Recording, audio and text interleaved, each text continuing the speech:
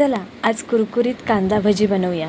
3 कांदे मीडियम कांदे घेतलेत आणि ते असे आपल्याला उभे चिरून घ्यायचे आणि त्यानंतर ते सेपरेट करून घ्यायचे आहेत आपल्याला। आणि आतमध्ये आता टाकायचं आहे आपल्याला मीठ आणि मीठ लावून थोडा वेळ ठेवलं की त्यामध्ये पाणी सुटतं आणि त्या पाण्यामध्येच आपल्याला बेसन टाकून घ्यायचं आहे। आपल्याला एक्स्ट्रा पाणी त्यामध्ये ॲड करायचं नाही आहे। त्यानंतर थोडासा ओवा टाकून घेतला आहे आणि हळद टाकली आहे, थोडासा मसाला। त्यानंतर जसं बेसन त्यामध्ये मावेल तसं बेसन आपल्याला टाकून घ्यायचे। झटकन पटकन होणारी ही भजी खूप टेस्टी लागते, कुरकुरीत। एकदा नक्की ट्राय करून बघा।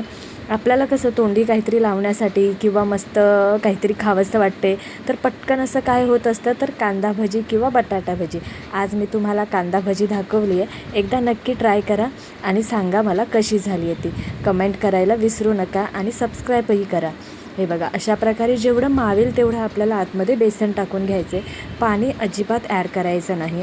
जेव्हा पण आपण कांदा भजी बनवतो तेव्हा आपण पाणी ॲड करत नाही।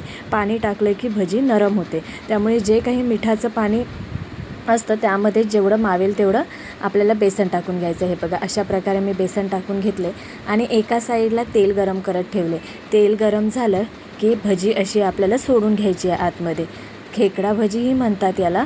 हे बघा, अशा प्रकारे आणि जास्त मंद आचेवरही नाही, मीडियम आचेवर आपल्याला ही तळून घ्यायची आहे।